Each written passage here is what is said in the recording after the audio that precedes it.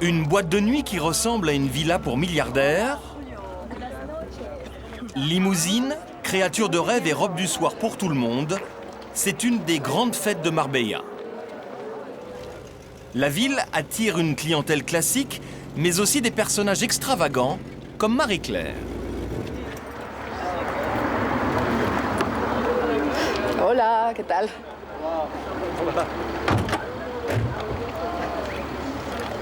La robe de Marie-Claire fait sensation et son mari, Evert, chemise noire, veste blanche et queue de cheval, ne départ pas lui non plus. Soirée chaude, Nice evening. typique soirée de Marbella, n'est-ce pas? Comme il faut. Il faut qu'il fasse chaud à Marbella. À Marbella, tout est permis, l'argent s'affiche sans complexe. Comment ça va? Ça me fait tellement plaisir de te voir.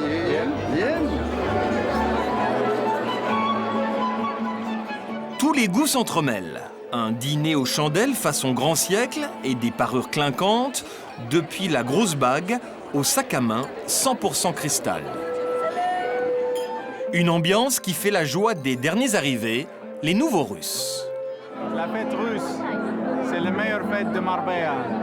On adore ça, la fiesta russa, le caviar, le champagne et le vodka.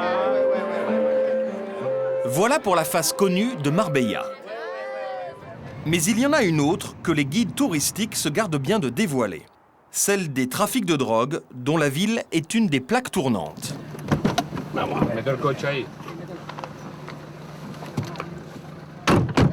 ¿Hay aquí algún problema? ¿Hay aquí algún problema? ¿Qué hay? Dans leurs interpellations un peu au hasard, les policiers tombent à chaque fois sur un éventail de stupéfiants plutôt large, hashish, mais aussi cocaïne ou encore héroïne. Revuelto, cocaína, revuelto, cocaína, cocaína, cocaína, revuelto. En France, avec une telle quantité de drogue, l'homme risque d'être placé en garde à vue. Mais en Espagne, la loi est plus clémente pour les consommateurs. S'ils achètent plus, ils peuvent aller en prison. Et sinon, ils doivent payer une amende de 300 € à chaque fois qu'ils se font prendre. Marbella est en pleine explosion. Les immeubles poussent comme des champignons. Seul problème, beaucoup sont construits au mépris des lois d'urbanisme. Grâce à de juteux pots de vin, des promoteurs ont corrompu la majorité des élus locaux. Les habitants de Marbella sont écœurés. Ils ont tout volé et ils sont tous en liberté. Ils ont laissé la mairie sans un rond. Il n'y a plus d'argent. Ils ont tout placé dans des paradis fiscaux où ils se sont construits d'immenses villas. C'est un scandale, un vrai scandale. La justice, jusqu'à maintenant, ils n'ont jamais condamné aucun politicien à prison. Ils doivent rendre l'argent qu'ils ont volé à la mairie. Ça me choque beaucoup. Parce que moi, je suis un contribuable, c'est moi qui paye. Qui aurait cru que ce petit village bien tranquille dans les années 50 deviendrait, avec ses premiers immeubles sans charme, 30 ans plus tard, le paradis des nouveaux riches. Une arche en béton armé, 15 golfs, c'est la plus forte densité en Europe, mais aussi des villas à couper le souffle. Marbella est une des villes qui compte le plus de millionnaires en Espagne. Son port de luxe n'a rien à envier à ceux de la Côte d'Azur. Une réussite qui fait rêver, sauf qu'elle a été en partie financée par de l'argent sale. Derrière les palmiers et le sable chaud, la justice espagnole a lancé une grande opération de nettoyage. Tout Marbella ne parle que de ça. En Espagne, le bétonnage et la corruption n'ont pas commencé à Marbella. Toute la Costa del Sol s'est développée grâce au tourisme pas cher.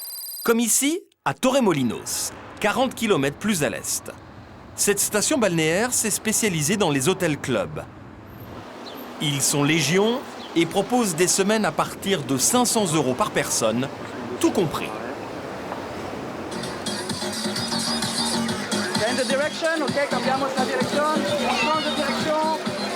Laurent et Sandrine Leverbe se sont offerts 2 semaines de congé dans cet hôtel 3 étoiles. Un peu d'aquagym et beaucoup de farniente, Un programme idéal pour cette famille originaire du nord de la France. Et c'est quoi l'objectif des vacances? Repos, soleil, la décontraction, profiter. C'est notre priorité. Après la piscine du matin et une bonne douche, direction le restaurant de l'hôtel. Car la famille est en pension complète. Des vacances de rêve qu'ils attendent depuis longtemps. Pendant 8 ans, j'ai économisé, on avait mis, pas une somme dérisoire, 300 francs, enfin en francs, sont là, par mois. Et quand on a eu cette somme et qu'on a pu débloquer, c'est là que j'ai dit, bon, on va se faire un beau voyage. Au départ, ils rêvaient de Marbella, mais ils ont dû revoir leurs prétentions à la baisse. Marbella, oui, c'est plus riche que Paris, si de toute façon. Normalement, au démarrage, on devait prendre location par là. Quand on a vu, c'est clair que... Ah, la vacances, ça va bien? Michel, ça va? Ouais, très bien, et toi? Alors, la vacances, c'est bon petit minute. Super. Ça va? Très chaud. Alors, vous allez faire quoi cet après-midi? On va aller se promener à Marbella. Oh, il y a des belles voitures, Marbella. Hein. C'est pareil, c'est pour ça Très, qu'on y va. très joli. Mais bon, c'est pas pour tous les porte-monnaies, quoi. Oui, Voilà. mais bon. Et bah, de toute façon, bah, écoute... On va arriver avec nos yeux. Allez, bonne Bon journée, bonne après-midi, vacances. Merci, à tout à l'heure. Michel. Merci. Au revoir. Dis au revoir, les loups. À défaut d'un séjour complet à Marbella, ils vont donc s'offrir une journée dans la ville des milliardaires. Normalement, ça va être celui-là. Ah bah, il est marqué dessus, Marbella. Tout est prévu. Une noria de car fait la navette régulièrement entre Torremolinos, ouverte à tous, et Marbella, la Select.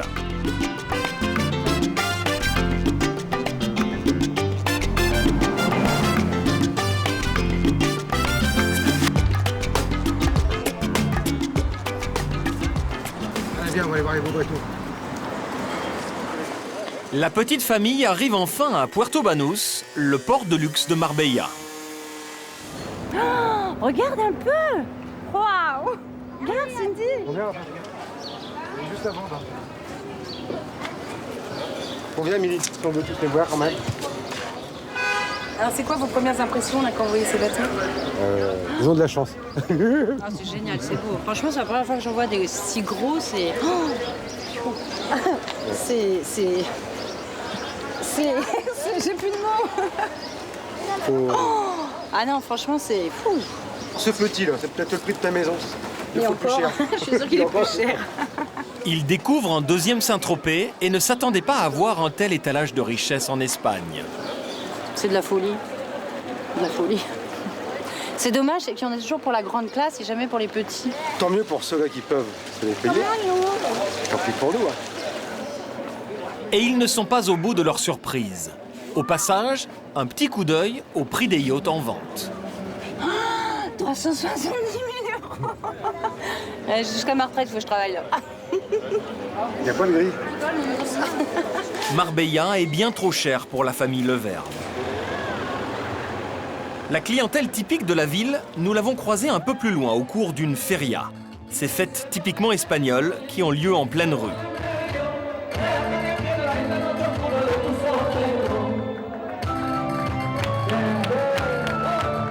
Au milieu des traditionnelles danseuses andalouses, voici le baron et la baronne Leeuwe van Adwaard. Cela fait 30 ans qu'ils passent leurs étés à Marbella. Ils vont de fête en fête, accompagnés de leurs 2 filles adolescentes.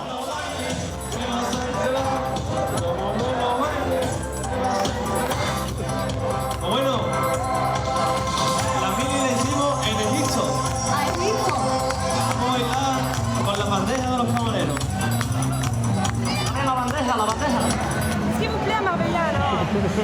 Qu'est-ce qui nous plaît à Marbella? Bah écoute, la fête, l'ambiance... C'est le peuple c'est aussi un bain de foule sympathique. Bah oui, On sent le effectivement, comme ça on sent vraiment l'ambiance de Marbella, effectivement. Il n'y a pas des jours où vous en avez marre de faire la fête? pays. On en a marre de travailler, on en a marre de tas de choses, mais pas de faire la fête. Hein. Ah non. Ça c'est Ah non, marre de faire la fête, c'est terrible ça, c'est Quand terrible. vous êtes à Marbella, vous travaillez ou jamais? Ah, travailler, c'est quoi ça? C'est une insulte? C'est quoi ça? pas très bien ce concept. Ces aristos au look gothique ne travaillent pas. Ce sont des héritiers qui vivent de leur rente. Comme beaucoup de riches familles, ils partagent leur temps entre la Suisse, Madrid et la côte andalouse. Marbella a tout fait pour attirer les privilégiés comme eux. L'idée géniale, c'est d'avoir créé Puerto Banús, le port construit il y a 40 ans par un promoteur immobilier réservé aux yachts de luxe. Depuis, il draine une clientèle de nouveaux riches qui peut étaler sans complexe sa fortune. Exemple avec Perla. Cette franco-libanaise, mariée à un Français PDG d'une chaîne de restaurants, s'adonne à son plaisir favori, acheter des vêtements de luxe. N'importe où ailleurs, Perla serait excentrique. Ici, elle se fond dans le paysage. Nous avons de la chance à Marbella, en tout cas à Puerto Banús, d'avoir les plus belles boutiques que l'on puisse rêver quelque part. Par exemple, nous avons la bijouterie Bulgari, nous avons Dolce & Gabbana, D&G, nous avons également la boutique Dior, Hermès. Une bonne trentaine de marques de luxe jalonnent la promenade de ce port privé pour une clientèle qui dépense sans compter. Et c'est quoi votre budget mensuel à peu près Vraiment Je ne peux pas vous le dire. Non, je plaisante, mais je ne me rends pas compte, je ne compte pas vraiment. Aujourd'hui, Perla est en quête d'une énième paire de chaussures. Hola, buenas tardes. Bonjour, comment allez-vous? Bien et vous? Bien, merci. Ce genre de chaussures me plairait bien, avec son panier assorti. D'accord.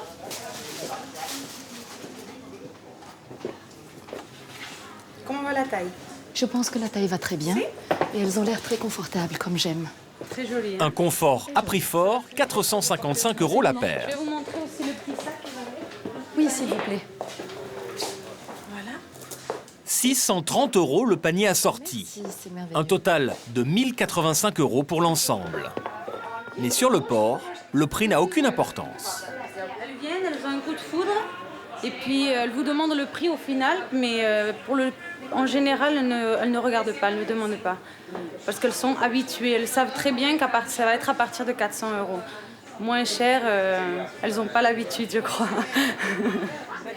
Alors pourquoi pas une deuxième paire? Très joli, très confortable aussi. Ah, elles sont magnifiques, ces chaussures.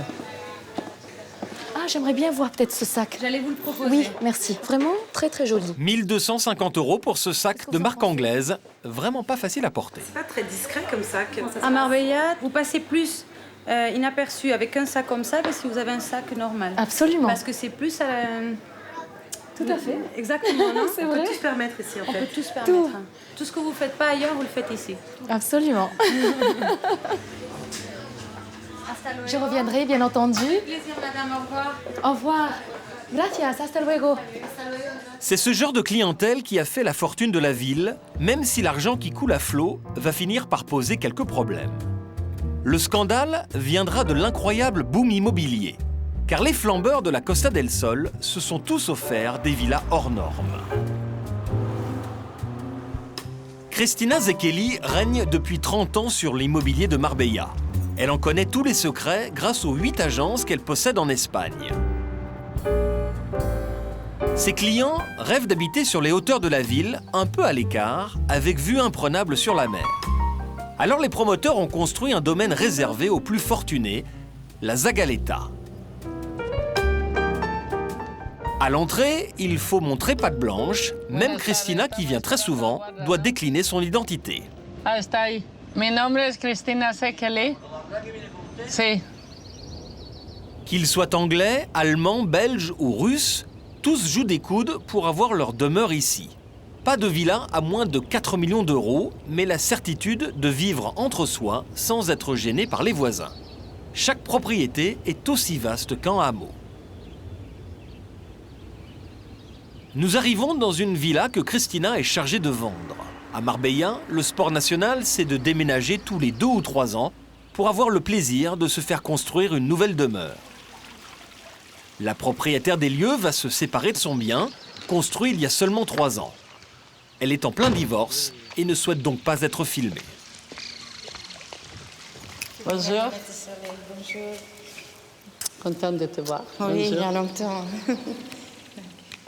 On va rentrer ici par cette jolie porte, c'est la double porte. C'est une porte Swarovski avec un design très spécial. Il y a un monsieur à Marbella qui fait tout ça, qui est vraiment un génie. À Marbella, les villas doivent être richement décorées. Il faut que ça se voie. Quand je sors ici, mon cœur bat. C'est un endroit tellement beau. C'est vraiment la grande magie. Mon cœur, il bat quand j'arrive à la Sagaleta. C'est un des peu endroits que vraiment ça m'excite. Ça m'excite parce que l'air est tellement spécial ici. Et la maison, elle fait combien de mètres carrés? La maison, c'est grand, c'est 1500 mètres carrés.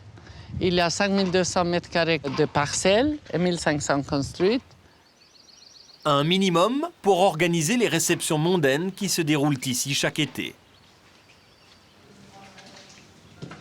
Voilà, je traverse la salle à manger et je vais vers le salon.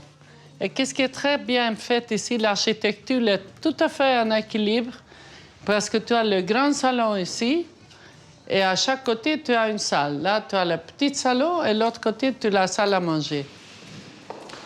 La villa est conçue pour accueillir de nombreux invités. Comme dans toute bonne maison, chacune des 5 suites de l'étage est équipée d'une salle de bain particulière. C'est un peu le genre de salle de bain qu'on a dans les maisons de luxe. Tu as la grande jacuzzi, tu as la douche qui est séparée, tu as les toilettes qui sont à côté, tu as les 2 lavabos. C'est vraiment un endroit très agréable. Je pense qu'on peut rester ici quelques heures pour se soigner, pour être bien. La grande richesse de Marbella, la voilà. Des terrains à perte de vue et surtout, à l'origine pas cher, comparé à la Côte d'Azur où tout est construit et déjà hors de prix. Mais aujourd'hui, la Costa del Sol est en voie de rattraper les tarifs français. Cette villa est à vendre 7 millions d'euros, dont environ 300 000 euros de commission pour l'agence de Cristina. Mais la bulle immobilière a fini par exploser. Promoteurs, constructeurs et élus de Marbella se sont entendus pour bétonner la région en toute impunité. Après les villas pour riches, des immeubles en pleine campagne. Normalement, le plan d'urbanisme interdit de telles constructions. Mais pour que les élus ne s'y opposent pas, les promoteurs les auraient arrosés de pots de vin pendant plus de 15 ans. Et l'année dernière, la justice a décidé d'intervenir. Bonsoir. À Marbella, le fléau de la corruption prend une telle ampleur que le Conseil régional d'Andalousie va demander mardi prochain au gouvernement la dissolution du conseil municipal de la ville. Stupeur dans toute l'Espagne. Ce 29 mars 2006, la police anticorruption vient de lancer un coup de filet sans précédent à la mairie de Marbella. Simultanément, dans toute la ville, 29 personnes sont arrêtées. Devant les caméras, Marisol Yagüe, maire de Marbella, est placée en garde à vue, sous les hurlements des habitants en colère.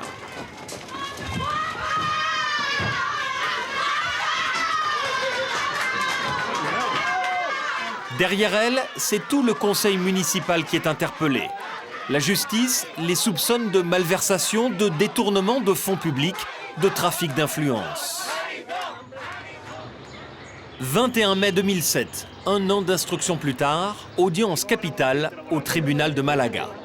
Les grands médias espagnols ont tous fait le déplacement pour voir les corrupteurs présumés. La tension monte. Le fourgon des 2 principaux accusés arrive. Ils sont en prison depuis plus d'1 an, car le juge craint qu'ils ne détruisent les preuves et fuient vers l'étranger. Des personnages hauts en couleur, typiques de la saga Marbella. Le premier, à droite, c'est l'ancien responsable de l'urbanisme de Marbella. Juan Antonio Roca, un amateur de safari qui a brassé tellement d'argent qu'il serait à la tête de la 4e fortune d'Espagne. La police a saisi dans son immense domaine des armes de collection, des voitures de luxe et des tableaux, dont un Miro. Son complice présumé, c'est Julián Muñoz, un ancien maire de la ville de 2002 à 2003. Il est mis en cause dans plus de 80 affaires immobilières douteuses.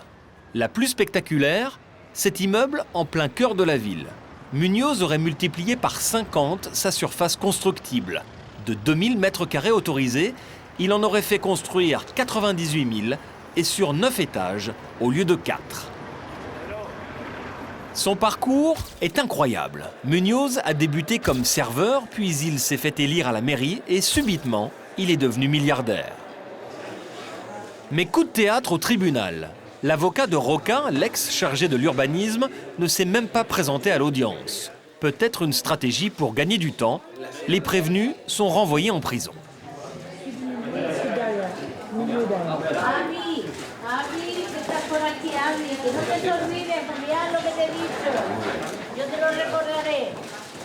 Devant les deux hommes, les habitants ne décolèrent pas. Pour sa défense, Roca affirme avoir gagné ses millions à la loterie.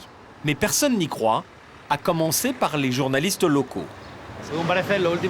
Roca affirme qu'au cours des 15 dernières années, il aurait gagné à la loterie 80 fois. Rien que l'année dernière, il aurait gagné entre 6 et 8 fois. C'est une méthode bien connue pour blanchir de l'argent. Il faut trouver quelqu'un qui a un billet de loterie gagnant, par exemple 100 000 euros.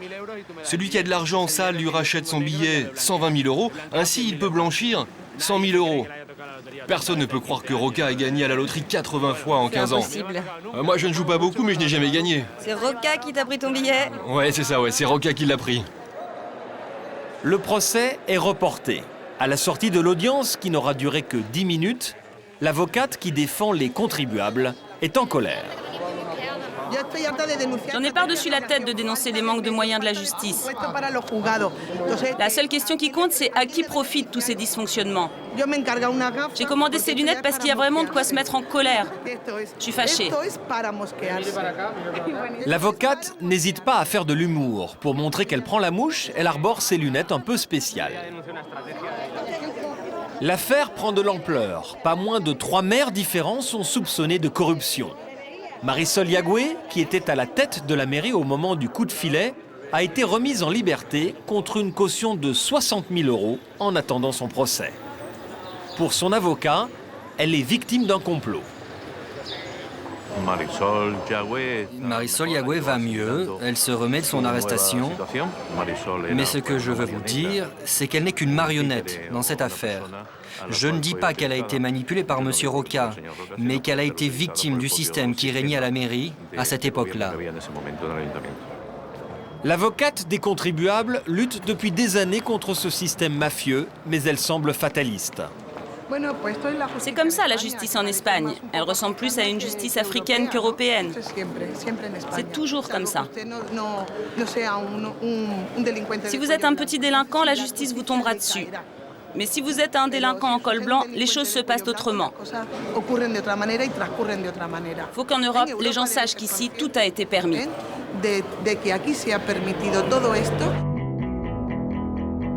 Voici le résultat. À Marbella, la justice a révélé un chiffre incroyable.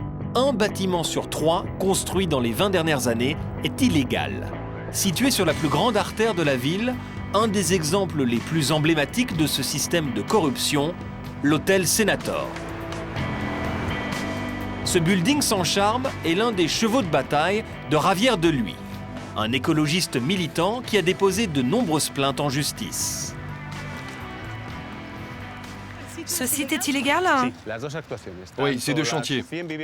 Les 100 logements que vous voyez au fond, là, comme l'hôtel ici, ont été faits selon le même permis de construire illégal. Les finitions restent à faire, mais la justice a décidé de stopper la construction de l'hôtel. L'instruction est toujours en cours, les juges tentent d'identifier les responsables. Des gens comme Roca qui n'avaient rien se sont constitués un patrimoine de 2000 milliards d'euros. Cela montre que ces opérations immobilières ont été très juteuses. Tout le monde touchait. Les promoteurs, les propriétaires et les élus. L'hôtel est donc presque terminé depuis plus d'1 an. La nouvelle mairie a décidé de légaliser le site, mais elle n'autorisera l'ouverture de l'hôtel que si en contrepartie, les 100 logements prévus sont rendus à la ville pour en faire une maison de retraite. Ce qui révolte le plus Javier, ce sont les ravages que cause à l'environnement ce bétonnage illégal. Il n'y a plus de place sur la côte, alors les constructeurs se rabattent vers la montagne où les terrains sont moins chers. Vous voyez la colline qui est juste au milieu ? Eh bien là aussi ils vont construire et c'est édifiant. C'est la nature ici et pourtant cette colline a été rasée pour construire des bâtiments. Le projet prévoit la construction de 60 logements sur le sommet de la colline qu'on a carrément coupé.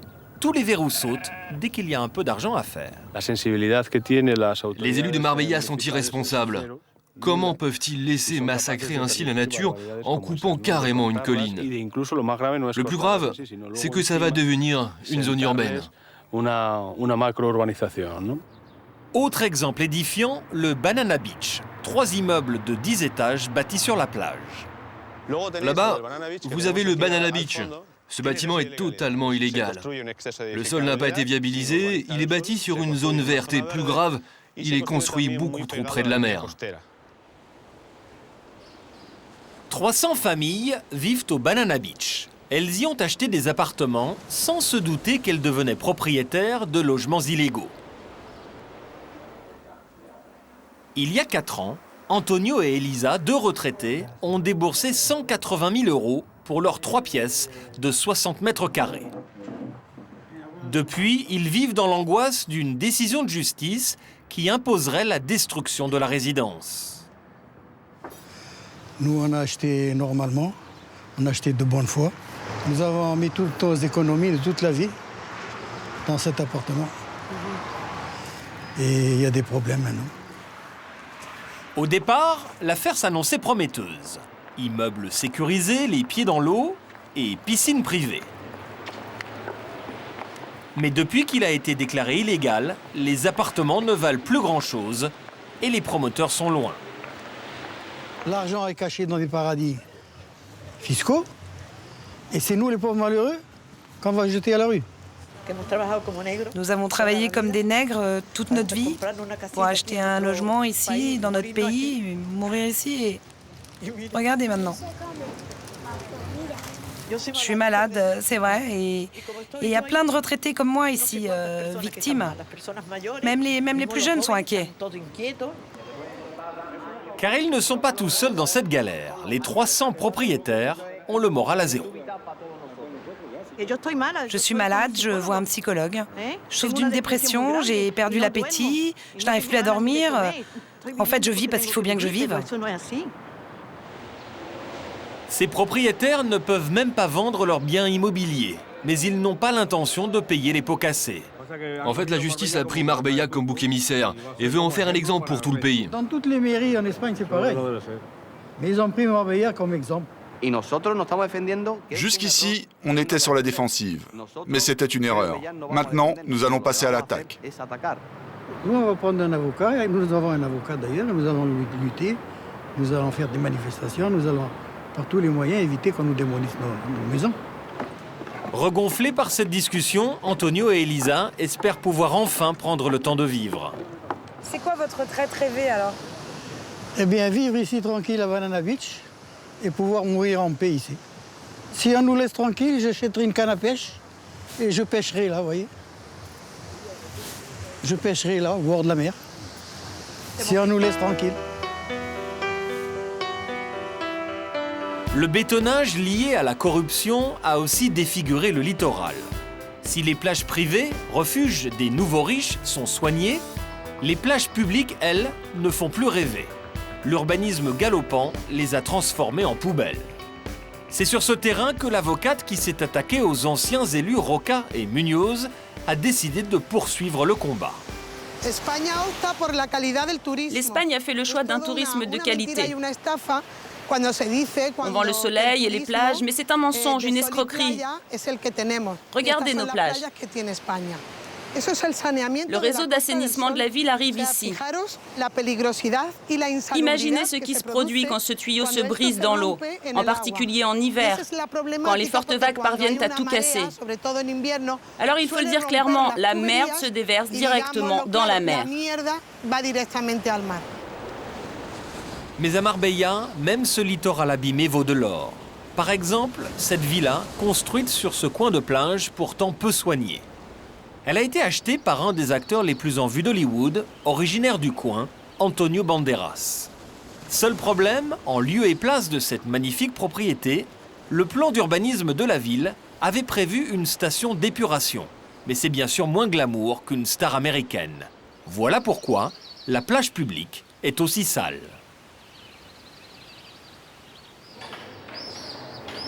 Les habitants floués ont fondé tous leurs espoirs dans l'élection de la nouvelle maire de Marbella. Le 27 mai dernier, la candidate du grand parti de la droite espagnole, Andrés Muñoz, a été élue haut la main.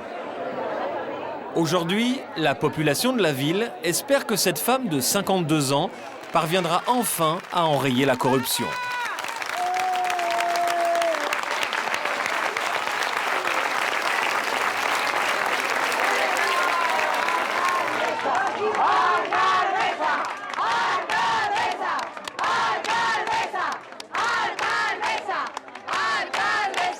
Je suis super contente, très contente. Parce qu'elle est humble, c'est une battante. Et elle fera super bien son travail. Marbella avait besoin d'un changement très rapide. C'est pourquoi nous avons besoin de María Ángeles Muñoz. C'est quelqu'un de simple, une femme du peuple. Car Marbella, ce n'est pas seulement la jet set et les voleurs. C'est aussi des gens comme nous qui travaillons. J'espère qu'elle fera bien son travail. C'est dans son intérêt qu'elle ne fasse pas que du blabla. Sinon, je lui tape sur la tête. Un énorme chantier attend la nouvelle élue à la tête de la ville. Nous allons légaliser la majorité des logements qui étaient en situation irrégulière par le biais d'un mécanisme simple de compensation. Les promoteurs et les constructeurs immobiliers vont aider la ville en lui offrant d'autres terrains et en apportant une aide financière pour de nouvelles infrastructures. Ainsi, Marbella pourra rattraper le temps perdu et aura enfin un développement urbain digne de ce nom. Mais le problème ne sera pas complètement réglé tant que les autorités ne se seront pas sérieusement attaquées à l'autre fléau de la Costa del Sol, le trafic de drogue. L'été à Puerto Banús, le tout marbellien se retrouve pour faire la fête. Les boîtes de nuit ne désemplissent pas jusqu'à l'aube. Jeunesse dorée, touristes et saisonniers se dopent avec un cocktail explosif, alcool et drogue.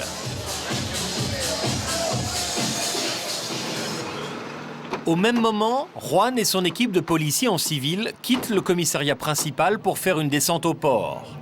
Direction Puerto Banús, pas du côté des yachts de milliardaires, mais dans les rues adjacentes où le décor est radicalement différent.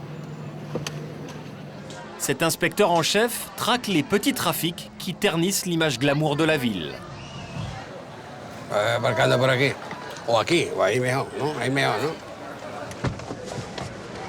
Depuis 25 ans qu'il sillonne la ville toutes les nuits, Juan connaît les dessous de ce quartier comme sa poche.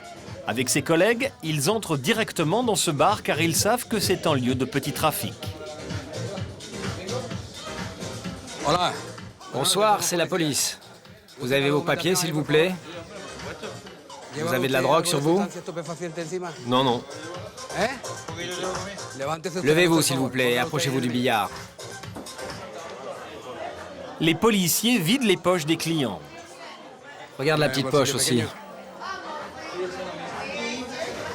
Ce monsieur a un demi-gramme de cocaïne, un quart de gramme de cocaïne et un morceau d'hachiche. Ce client n'est pas le seul à avoir de la drogue sur lui pour faire la fête toute la nuit. La fouille continue. Deuxième prise au bout de 10 minutes, 2 grammes de cocaïne. Mais des petits malins ont pu se débarrasser à temps de leur dose. C'est le cas de ce consommateur. Où est-ce que c'était ça? C'était là. Où? C'est pas à moi, je jure, c'est la vérité. Il y a 2 grammes dans le portefeuille. C'est pas possible, c'est pas possible. C'était par terre. Les 2 grammes de cocaïne lui appartiennent très certainement, mais les policiers les ont trouvés sur le sol et ne peuvent donc rien prouver. Pour cette fois, le client s'en sort bien, il fanfaronne. Je ne dis pas que je ne consomme pas ou que je n'ai pas consommé. J'ai l'âge de faire ce que je veux. Mais je te jure que je ne l'ai pas sorti de mon portefeuille. Si c'était le cas, je te le dirais. Je m'en fous. Où est-ce que vous achetez la drogue? Mais ici, je sais qu'il y en a partout. Vous achetez la drogue ici, à Puerto Banús même? Partout, ici, là. Il s'en vend beaucoup? Beaucoup. Trop. Ici, entre les prostituées et la drogue. Il serait donc très facile de se procurer de la drogue dure dans ce port pour milliardaires. Les policiers ont fouillé une dizaine de clients, mais n'ont mis la main que sur des consommateurs. Dans ce bar, nous avons contrôlé 5 ou 6 clients, avec chacun un demi à 1 gramme de cocaïne. Ce sont des petites quantités, ce sont donc tous des consommateurs. Mais il y en a forcément un qui les fournit ici. En nous voyant entrer, le dealer a dû s'enfuir. Juan décide alors d'aller sermonner le personnel du bar. Il y a de la drogue dans votre bar. Il faut que vous contrôliez mieux le personnel. Mais je suis toute seule. Je dis à ces gens de ne pas entrer, mais... Faites attention, je peux vous fermer le bar parce qu'on a trouvé de nombreux clients avec de la cocaïne. Et si on contrôle encore des clients avec de la cocaïne ici, on vous fera fermer. La préfecture de Malaga peut décider de fermer votre établissement. Mission terminée. Juan et ses collègues poursuivent leur tournée, mais dès la sortie du bar, une surprise les attend. Il y a une fille qui se sent mal. Il y a une fille qui se sent mal? L'ambulance est en route? Qui l'a confirmé? Ça fait 3 heures qu'on a appelé, mais ils ne viennent pas pour ces conneries-là.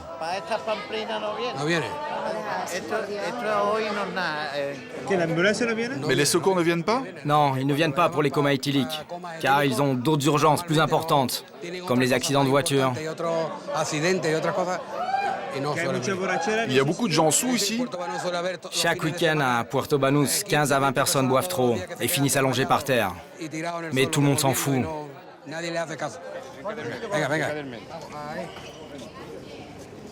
La jeune femme en coma éthylique est emmenée par les policiers.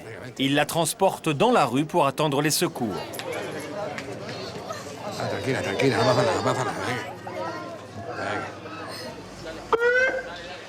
L'ambulance arrive enfin. Mais entre-temps, la jeune fille s'est réveillée. Les médecins peuvent l'ausculter rapidement. Verdict, tout va bien, elle a seulement besoin de repos. L'équipe de Juan interroge sa copine pour essayer d'en savoir plus.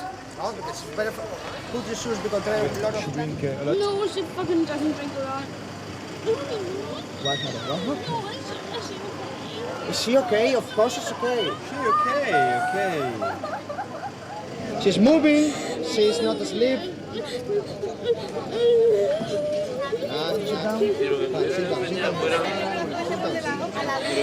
Sit down. S'apercevant qu'elle ne peut pas marcher, Juan demande à ses collègues en uniforme de la raccompagner chez elle, avec sa copine bien imbibée elle aussi.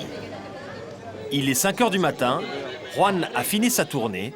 C'est comme ça chaque été, son travail se complique pendant les vacances. En été, il y a beaucoup de touristes. La population est multipliée par 10 ou par 12. Ils viennent de tous les coins, des Anglais surtout, mais aussi des vacanciers du monde entier.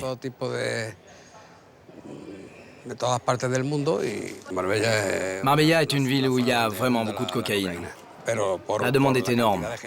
Du coup, il y a beaucoup de cocaïne qui circule.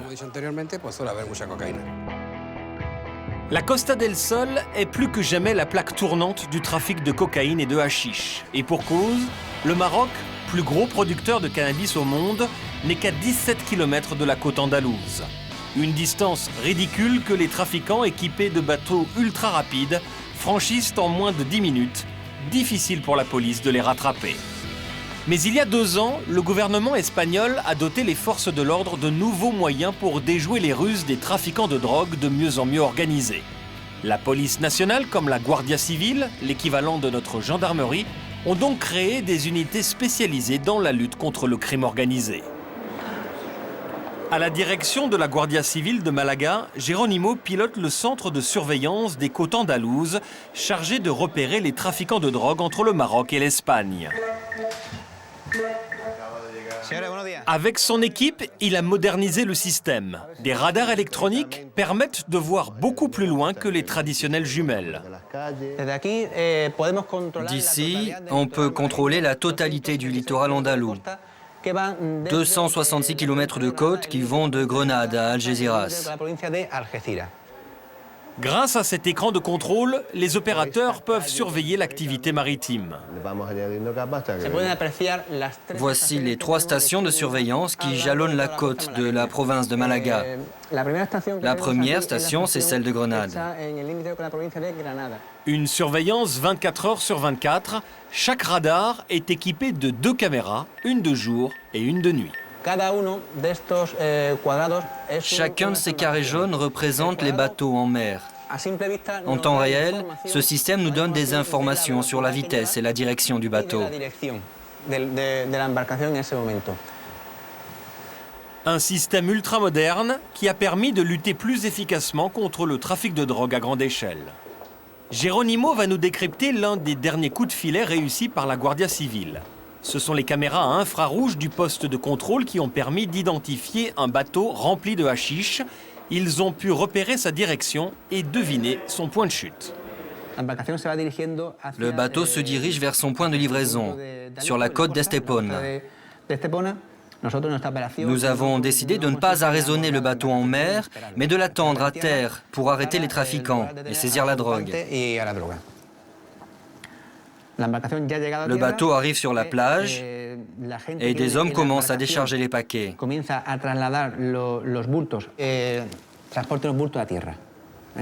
Et après des heures de planque, la Guardia Civile intervient. Au moment où les narcotrafiquants tentent de s'enfuir, un camion leur barre la route. Mais le bateau, lui, est déjà loin. On n'a pas pu rattraper le bateau, il s'est enfui. Mais nous avons saisi 1500 kilos de hashish et arrêté 4 personnes.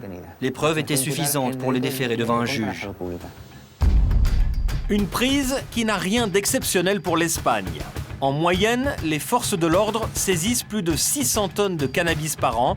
C'est 7 fois plus qu'en France. La proximité avec le Maroc fait de la Costa del Sol la meilleure porte d'entrée du cannabis en Europe.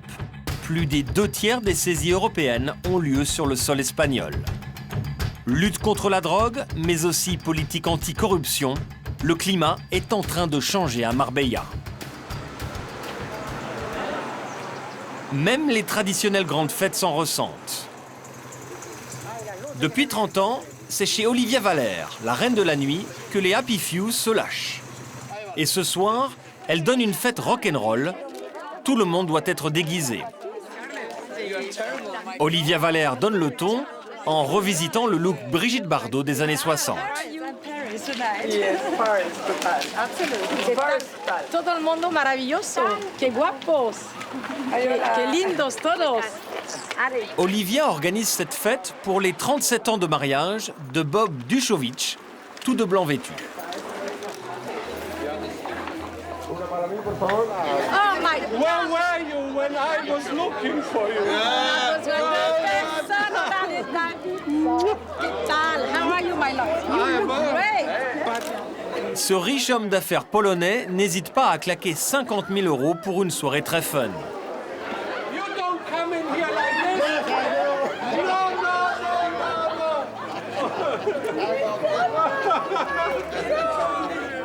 Il est 22h, les 250 invités venus des 4 coins du monde arrivent. Ils ont tous joué le jeu des 60s, version John Lennon ou Elvis Presley. Je fais très attention à tous les détails parce que je suis très perfectionniste et toujours très stressée. Alors le sourire, c'est un sourire de façade parce qu'en vérité, au fond de moi, il y a le cœur qui bat, parce que jusqu'à ce que la soirée soit terminée et que tout le monde ait dîné et que tout se soit bien passé, j'ai toujours le trac. Et il y a de quoi. La jet set est exigeante, elle veut bien dîner mais surtout pouvoir danser entre chaque plat. C'est Christina, la reine de l'immobilier de la ville, qui ouvre le bal.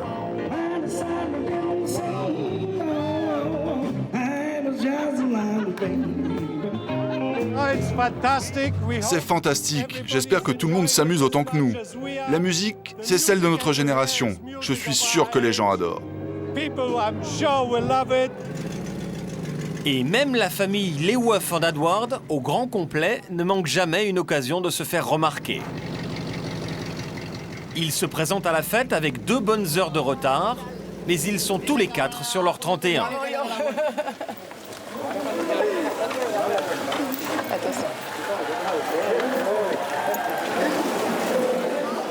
À peine arrivés, Justin et Ginger, les deux filles de la famille, mettent le feu.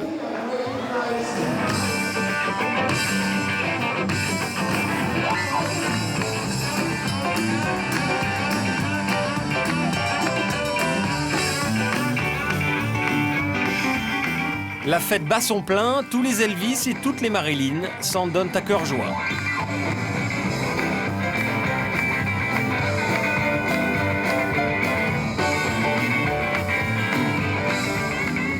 Mais à 2 h du matin, les voisins se plaignent du bruit. Olivia prévient ses clients, Bob Duchovich et sa femme, que la fête est finie. Il est furieux d'avoir dépensé 50 000 € pour une soirée qui se termine aussitôt. Au départ, tout s'est très bien passé. Je pense que tout le monde s'est amusé, la fête était formidable. Mais je pense que c'est la dernière que nous ferons à Marbella. Pourquoi? Parce qu'il n'y a plus d'atmosphère de fête à Marbella. D'abord, il y a eu la corruption, dont apparemment ils se sont débarrassés. Mais ça a cassé l'ambiance. Il n'y a plus de lieu pour faire la fête. Je crois que la loi est trop bien suivie et que depuis qu'il y a eu ces histoires en Espagne et surtout dans la ville de Marbella, les gens ont peur de prendre des initiatives et que maintenant nous sommes victimes du vouloir trop bien faire de tous les maires et tous les policiers. Si Marbella ne veut pas de nous, ok. Marbella n'a pas besoin de nous. Le monde est grand. Mais Marbella va perdre beaucoup, car ils vont perdre les fêtards, et avec eux, tout leur argent. Marbella, c'est un panier de crabes. Mais quoi qu'il en soit, le tourisme n'est pas responsable de la situation politique. Et si Marbella, l'Espagne tout court, veut se récupérer je veux dire, en de tant ce problème de corruption qu'il y a sur toute la côte espagnole. On n'a pas à emmerder des étrangers comme notre ami Duchovich, qui est un honnête commerçant, n'est-ce pas, qui, une fois par année, fait sa fête. Hein. Alors c'est peut-être la fin d'une époque. Avant, pour acheter une belle villa sur les hauteurs de Marbella, les clients pouvaient payer jusqu'à la moitié de la somme en liquide. Désormais, les nouveaux riches ne viennent plus avec des valises de billets, mais en compagnie d'un bon avocat pour s'assurer que tout est en règle. C'est ce que fait ce milliardaire russe, suivi au fond par sa femme. Ils viennent visiter cette villa, commercialisée par Amar Altassi, agent immobilier depuis 10 ans. Cette jeune femme en vert, c'est une avocate russe qui vit à Marbella. Pour ce domaine de 4700 mètres carrés, pas question de se retrouver dans un an avec un avis de destruction ou derrière les barreaux pour corruption. Alors Amar précise d'emblée que tous les papiers sont en règle. Vous pouvez constater l'ampleur et la taille de la maison. La maison est neuve. Comme vous parlez espagnol, vous pouvez leur traduire? Oui, mais est-ce que la maison est en règle? La maison est neuve. Elle a tous les permis, elle est en règle. Elle remplit toutes les normes de l'urbanisme. La maison a beaucoup de caractère. Ces colonnes lui donnent une touche qui rappelle les anciens palais romains. Ces Russes viennent à Marbella depuis 2 ans, mais souhaitent y résider la moitié de l'année. Ce que j'aime avant tout, c'est le climat de Marbella.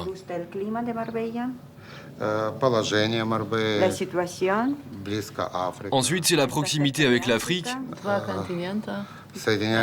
Ici se rejoignent 2 continents et 2 mers. On aime se rendre à Tarifa et à Gibraltar. Tout est à proximité. On aime aussi la ville elle-même. Et les gens de toutes les nationalités qui viennent du monde entier.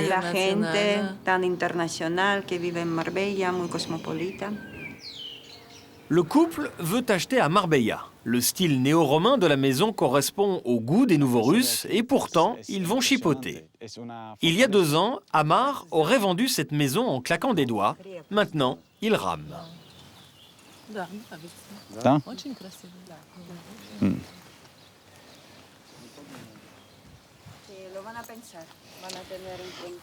Muy bien.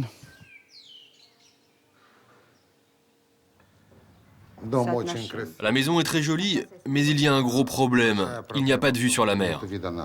Para ellos es un problema de que no hay vista al mar. Et le prix est peut-être un peu trop élevé. Mais on reste intéressé. Pour Amar, l'agent immobilier, les temps ont vraiment changé à Marbella. Je crois que ce qui vient maintenant, ce sont des argents propres déjà.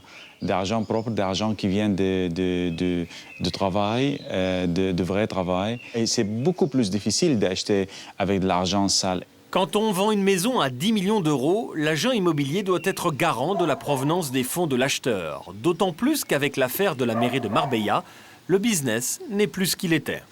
Les Anglais et les Irlandais représentent 70% de notre marché. Mais ils ont peur d'acheter aujourd'hui. Les 30 000 logements illégaux font vraiment peur aux gens. On travaille le double, on gagne la moitié. Donc on travaille 4 fois pour gagner la même chose qu'on gagnait il y a 2 années ou il y a 3 années.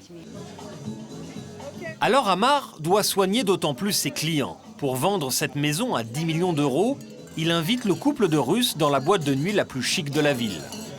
Welcome to Marbella. Quelques pas de danse, de la vodka et du champagne haut de gamme. Le cocktail est parfait.